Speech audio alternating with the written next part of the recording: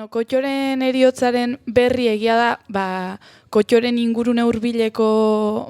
seme alabok edo erranen dutez, belaunaldi gaztekoek, bai jaso dugula, azkenean naiz eta ez den solas egin, presente zegoelako, modu batean edo bertzean, eta adibidez, urtero joatekinelako urte muga ekitaldietara, edo antolatzen ziren kontuetara, baino ez zinen ingurune hurbil horretakoa, akaso inork ez dizu azaldu, inon ez duzu irakurri, inon ez duzu ikusi. Osea, bai, prestutasun osoa bai, baina bai agian bat edo bi, pare batek bai, ezin dute oraindik gai honi buruz hitz egin. Edo ez dute nahi, zagite, penaz, minaz, edo haserrez ere. Nik adibidez, beti senditu izan dut, txiki-txikitatik Kotxori buruz nire lagunekin eta ez dinuela solas egin edo,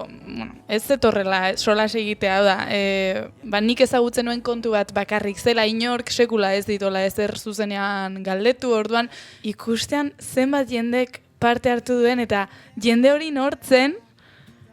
pensatu nuen, hauek 20 urtetan ez didate sekula ezer erran, baina zeo zer bazekiten eta egin behar denunean begira parte hartu dut eta izugarrizko ilusioa eta izugarrizko poza eman ditu. Askok esan zuten Kotxoren gutunak dituztela kartzelan zegoenean, asko idazten zutelako elkarrekin. Eskutitz batean, pixkat, sentitzen zuen erruaz hitz egiten zuela, eta hori oso interesgarria egin zitzaidan, ze inork ez du esan nolakoa zen Kotxoren pisua, ez? Ze beti esaten zen pixkat